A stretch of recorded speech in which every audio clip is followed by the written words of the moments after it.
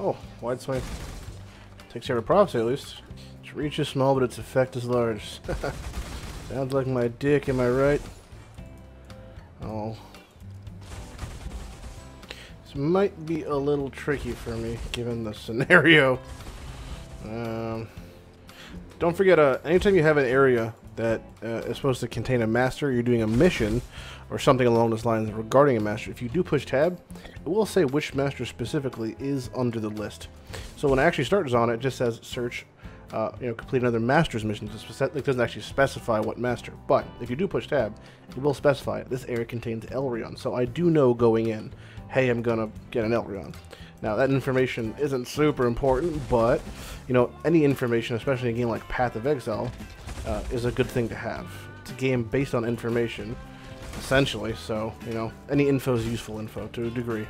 It's actually a super good build for doing Elryon because of how chain operates. So I can pretty much just sit in the middle and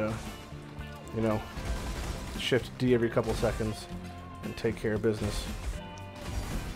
Oh, wow, it's actually a pretty good drop. We'll go over that in a second, though, once we survive the situation. All right, now this is an pardon me. This is an interesting find. Interesting find. This is the Bloodseeker, which is actually just a pretty fucking dank claw, if you ever need a claw. It's got actually pretty good PDPS. It's quite fast. Give you some move speed, leech, and the leech is instant. Actually, you do with the weapon, so it's a pretty good find as far as like if I ever want to level as a like some sort of fizz attack build. It's just quite good for like Reeve, Blade Flurry, shit like that. And I did want. I don't have Domination, I don't think. No, it's Tempest. Well, we can turn in some of these Tempests, maybe get something good back. Oh, look at that. Oh, just what I wanted, Domination Shrine. Aren't I a little lucky duckling? I'm a little duckling, yes I am. Alright, so what do we got for maps I actually want to do?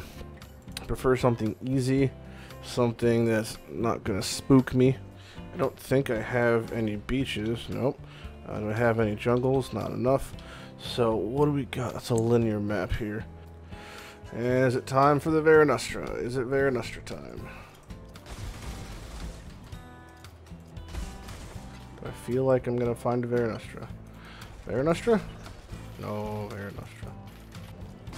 Alright, I don't really know what shrine it is, so I'm just going to play it safe. Just always assume they're diamond shrines. That's the go-to. That's the one that's going to kill you. And you're in hardcore, assume they're diamond shrines. Just when in doubt. So there's my 5 currency items for that, so that's pretty okay, I guess. Alright, is it time for the Vera Nostra? It is not. When fighting proximity shield, remember that you're not doing the damage, the mine is. So you don't have to be inside the bubble, the mine does. You could be wandering where the fuck ever you want. But if the mine is not in the bubble, then it's not going to do damage. That's basically how it works with the proximity shield. Since the damage is being dealt from the mine, not you, it needs to be within the bubble. Trash. Trash. Attached to the one hand. Crit multi will duel and crit multi. Wow, that's actually an insane jewel. Not for me at all, but that is an insane. Oh, it's crit strike multiplier. Okay, so it's double multi, mana and hit attack speed. That's a really good jewel. Just not for me, but fuck, that's a good jewel. A lot of people shit on, minor builds for being slow clear speed wise. I don't really feel slow. I mean, in general, like, I play some mine and then I move on and everything dies. That's pretty much it. But it didn't feel that bad.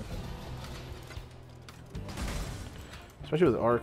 I mean, maybe other miners feel slower, but Arc mine specifically feels like it's clear as okay. Just because of how Arc works functionally. Vera Nostra? No Vera Nostra. Oh my god, fuck you, silence. Oh god, I hate that I need to get a silence immune jewel. It's killing me. Learning how to clear a map that is an effective way for you is also a really important thing. For example, Jungle Valley, I like to loop around the outside and cut the middle. That way I always get a really, really good clear. Some people like to do counterclockwise, clockwise, zigzag, whatever it may be. Just find a method that really suits your own playstyle, your own way, and just stick to that method, because clearing a map fully, I think, is really important.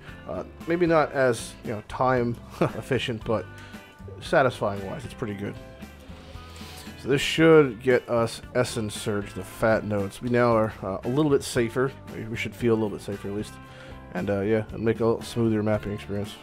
So I'm releveling a different character, and this is going to be a Incinerate Chieftain, yeah, with double Sybils and Skull's Bridle. Pretty retarded sounding, I know. But essentially, yeah, I'll just kind of throw this guy and you'll see him when he's like, I don't know, 50, 60 something.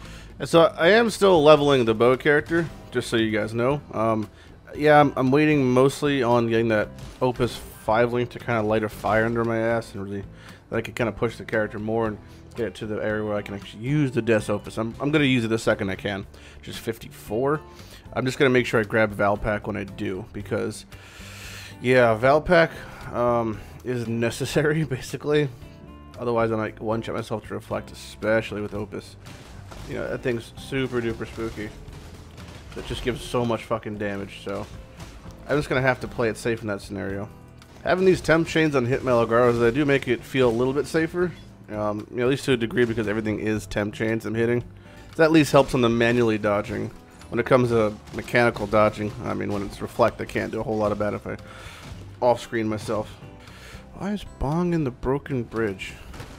Somebody died in the race, I guess. What a pleb. It still seems kind of odd to me that they put these waypoints in these areas that are just connecting, and then it just triggers your stones. It's kind of sad. Not that it matters because I'm leveling, but it's the same thing with Crystal Veins. You go to Crystal Veins just to go to Calm's or Duresso's area, and it's going to trigger your stones. So it's just, the stone system, just as cool as it is, wasn't really like quality of life thought through, I feel like. But, you know, that's whatever. I guess it's not surviving past this league anyway, so no harm, no foul. That's all I'm wanted to you do, Haku. Just a friendly reminder, in Legacy, if you do get stones that are at certain breakpoints, personally for me it's 24, 42, 56. I use those when I'm farming locations. So for example, this stone is 42, which means Cruel Ledge is level 42, so I can use this at Cruel Ledge, which is a nice area, you know, to farm, I guess specifically because it's linear and you're not going to miss anything if you really want to get the best out of it. So I use 24 for Sharn City, 42 for Cruel Edge, and 56 for Merc Ledge. Past that, you just kind of use your highest, most linear zone, and 68 using maps. But if it's sub that, and it is something worth running, for example, like this, or Piranhas or Breach, I try to keep those mile markers in place. Huh, I can use this Fizzbow I had from earlier. Is that going to be better than Ross? Probably not. Maybe not. Maybe. I don't know. Hard to say. I don't have the right colors anyway, so it doesn't really matter. Why does my... Oh, there we go. 40% dodge. Why is my dodge so low? Okay, so this gives us 624 tooltip. I don't know if that's good or not, but we're using the old bow we had, which is kind of cool. This was the bow we used originally, like OG bow from our first bow character. You forget how large Death Bow is. Like, it's just like a massive fucking base. And we're using added chaos now, which should mitigate Reflect a little bit. We gotta start getting levels on it though, and our int is fucking low, so we're probably gonna have to pick up some int nodes or something along the way. Yeah, I don't really know what we're gonna do, but we can get that node because we're gonna travel next to it and we go across here. But yeah, we're gonna be going this direction up through here, picking up King of the Hill, and here we get Vitality Void and that. Once we get that, we should be able to drop all of Essence Sap, which is nice. Just curious to see how this feels though, damage wise. You're like completely one-shotting things? Pretty much. Don't forget, while leveling a secondary or like a third or fourth or fifth character, if you already have your leveling uniques kind of stacked up and you have everything lined up for gear, it doesn't hurt to pick up chromes, you know? Chromes are universal, and especially if there's nothing else worth looting. If you don't have it in your loot filter, a lot of loot filters only have 1x3 shown for chromes. I mean 1x3 is 1 wide and 3 down versus 2x3s or even 2x4s. So chests or stabs or maces, shit like that. It doesn't hurt to pick up all of them. There's like nothing else you're really looting while leveling aside from currency and chromes if you're not picking up any gear because you have your gear lined up. So chromes do add up, especially over time. I've often done this with characters and I've hit fucking level 70 done leveling, and boom, I have had over 100 chromatics added to my stash. And they, chromatics is something you also burn through quite quickly, so it's a good thing to have a good stockpile of chromatics. So there's, depending on what base you're trying to color, you can go through hundreds, thousands in a session. Nothing feels worse than when you're trying to chrome something, you can't hit it, and then you just can't play your build anymore. You're just like waiting, or you're missing a link. So it's a really, really bad feeling. So I suggest while leveling, picking up chromatics always. 2x3s, 1x3s, 2x4s, doesn't matter. Hey, pretty boy, who's that in the purple boots? It's Lighty.